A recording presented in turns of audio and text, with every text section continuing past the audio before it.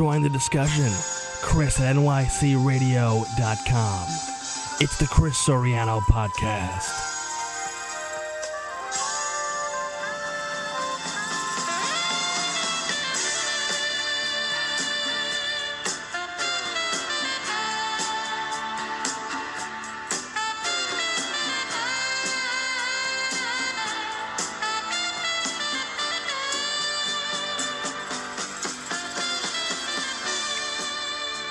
Live from Midtown Manhattan in our comfy studios, it's the Chris Soriano Podcast.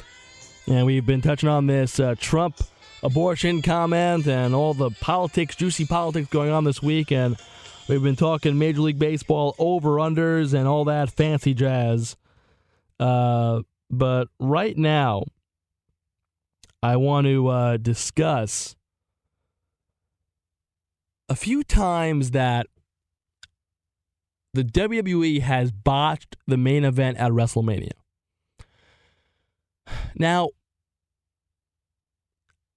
this is brought up, and I was jotting this down as a topic of discussion on the podcast, simply because we know that the main event is probably going to be Reigns and Triple H. And listen, I hope it's not. I hope it's Shane and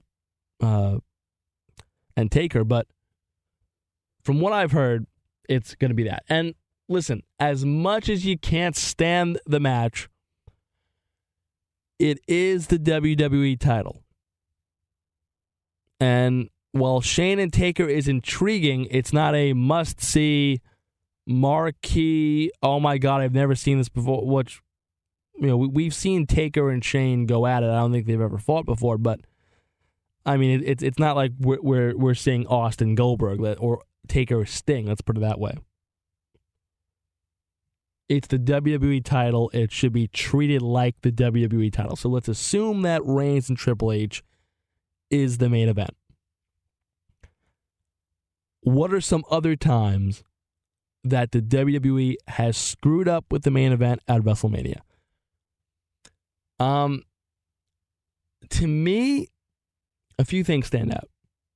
One, WrestleMania 25, which was not the 25th anniversary, by the way, of WrestleMania. That was WrestleMania 26. Think about it. The 25th anniversary of WrestleMania was not WrestleMania 25. It was the 25th installment. It was not the 25th anniversary. Someone explain the math to Vince McMahon. Anyway, you had The Undertaker and Shawn Michaels do battle in a classic. And I'm not saying that should have went on last because, yeah, it was the streak, but there was really no stipulation like it was the next year with Taker and Shawn with the streak on the line with Shawn's retirement. But I feel that the Orton-Triple H feud, there was just too much stuff going on. I thought it was a poorly booked feud. I didn't get into it. And I thought Orton should have won. I thought Orton was the younger guy. I thought Orton should have won. Orton didn't win. And, it didn't help that they did the RKO and the pedigree within the first 6 minutes of the match.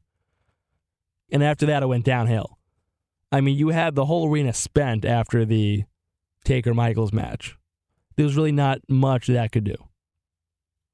So that was one of them. WrestleMania 8. There is no doubt in my mind. And while Flair and Macho Man was a classic match, and again, that should have been the main event. The fact that they did not do Hogan-Flair was a crime. Now, Flair lost anyway to Macho Man. So, because we know Hogan has his thing where he doesn't want to lose. So, Hogan winning the title against Flair at WrestleMania 8, well, you know what? Okay, Flair lost the title anyway. When Flair went to the WWF from WCW, that was the match everyone wanted to see. Hogan and Flair. Instead, we get Macho Man and Flair, which was a tremendous match. And I thought, again, that was the WWF title. That should have closed out the show. Instead, we get Hogan and Sid with a botched run-in from Papa Shango as the main event. I'm sorry. No. WrestleMania 9 may be the worst WrestleMania ever. Now, the younger people obviously will say 27, and the older people will say WrestleMania 9. Well, that's the power of the WWE Network, is to go back and watch this. Now, I have sat down and I have watched WrestleMania 9. Back when I got my wisdom teeth taken out and I had nothing else to do. I was like, let me see how bad this pay-per-view was. WrestleMania 9 was maybe one of the worst pay-per-views ever in the history of wrestling. And by far the worst WrestleMania ever. Number 2 is 27. And number 3 is WrestleMania 13. As the 3 worst WrestleManias. And 4 is 2000, which we will get into this one. But the Bret Hart-Yokozuna match, there was just no way that was doing anything for me. And then to have Bret Hart lose and for Hogan to come in, steal the spotlight from Hart again and squash Yokozuna, to me made no sense. And I thought they screwed up with that. So we've seen them botch it at WrestleMania 25. We've seen them botch it at WrestleMania 8. We've seen them botch it at WrestleMania 9. Now, I said WrestleMania 13 was a horrible WrestleMania also, outside of Austin and Hart. The Undertaker-Sid Vicious match, and I am a Sid Vicious fan. I love Sid. They had no chemistry. It was a snooze fest. It was a stiff match. Now, Hart and Michaels, that was the plan at WrestleMania 13, was to have the rematch from WrestleMania 12. However, Michaels got his balls twisted, and he had the injury, which to this day, I feel that, I'm not saying that he wasn't hurt, but I think Michaels exaggerated it a bit just so he wouldn't lose to Bret Hart at WrestleMania. Instead, because of that, we get treated to Hart and Austin, which is good, but I still maybe would have done Bret Hart and The Undertaker. But they had Sid win the title and Sid take on Taker, and it was a snooze fest. It was not a good match. I'm glad Taker won, but it was not a good match. So WrestleMania 13, they botched. WrestleMania, was it 11? With Lawrence Taylor and Bam Bam Bigelow. Yes, it was WrestleMania 11. Now, you had Diesel and Michaels for the title. And then you had Lawrence Taylor and Bam Bam Bigelow close out the show. Now, don't get me wrong. The match, to me, exceeded expectations. Everyone thought it would be horrible. It actually was better than people expected. But here's the thing.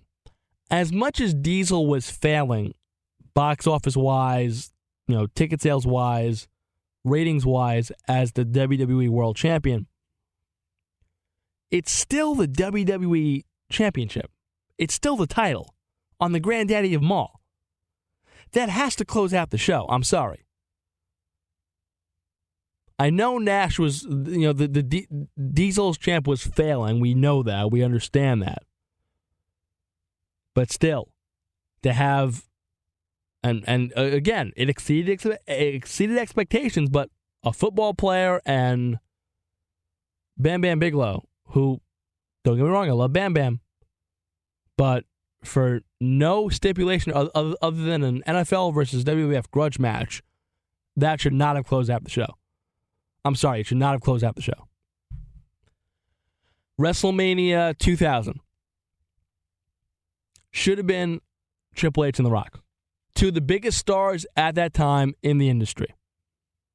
And what we saw at Backlash was nothing short of incredible. That match was amazing. It was a match of the year candidate.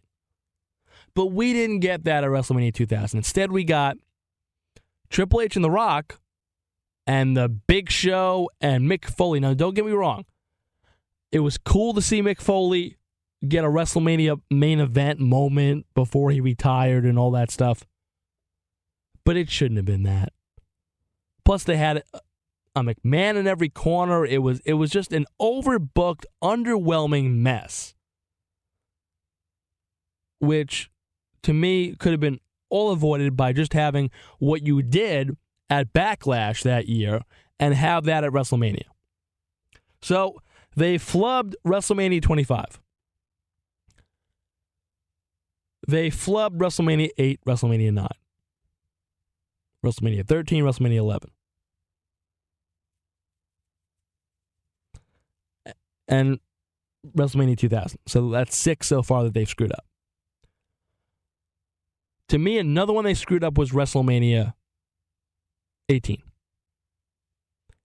Triple H and Jericho, to me, was never about Triple H and Jericho in that feud. With Triple H coming back and winning the Rumble, it was never about them. It was about Triple H and Stephanie more than it was Triple H and Jericho. And to me, that hurt. And to me, I thought Jericho also was being booked horribly as champion, which I don't think helped. And to me, notice I said before, the WWE title is the WWE title. It should close out the show no matter what because it's the title. Unless you have drastic circumstances. The Rock and Hulk Hogan, to me, was a dream match. And that should have been an exception to close out the show at WrestleMania 18. That should have closed out the show. They screwed up WrestleMania 27. There was no way, shape, or form that Mike Mizanin, The Miz, should have ever been in a WWE WrestleMania main event. Think about this. Number of WrestleManias main evented by CM Punk, 0. Number of WrestleManias main evented by The Miz, 1. Are you crazy? And again, just like we talked about just now with Jericho and Triple H and O2 not being about Triple H and Jericho, being it more about Triple H and Stephanie, it was more about The Rock and Cena than it was The Miz and Cena.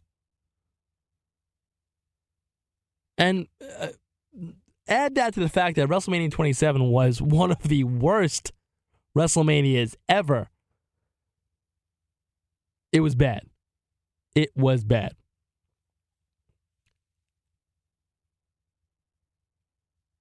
Finally, WrestleMania 29. When they had Rock and Cena at WrestleMania 28, they built it a once-in-a-lifetime match. And that got me going. And I'm not going to lie, it was a great match. Rock Cena 1 was a great match. But then we had a year later. So the once-in-a-lifetime really was twice in a lifetime. And they booked it so early in advance, a year in advance, because we knew The Rock was going to main event WrestleMania. We knew that. We all knew it was going to happen again. We read the reports, we read the dirt sheets, we knew it was going to happen again. And the problem with booking that so far in advance is because, hey, I don't know, Vince, you may make new stars.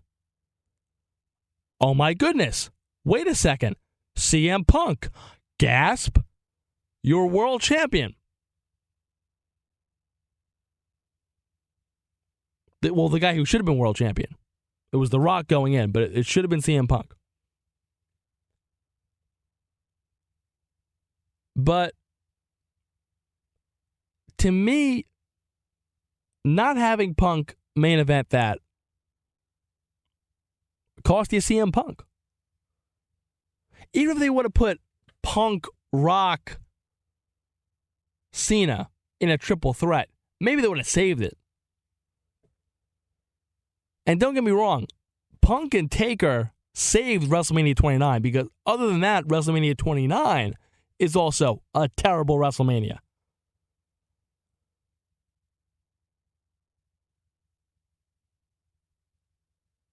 But having that match again for the second straight year where nobody cared about it, and CM Punk was so hot, I've said it over and over again, and I'll say it again. I said it back then, and I'll say it now. The belt should have been kept on CM Punk. The Undertaker should have challenged for it, and it should have been the streak versus the title, and Punk should have beaten the streak. CM Punk was so over, even as a heel. He was the hottest thing that they had. You had to use that properly, and they did not. So those are the times that the WWE has flubbed the main event at WrestleMania. Will they flub it this year? We'll find out.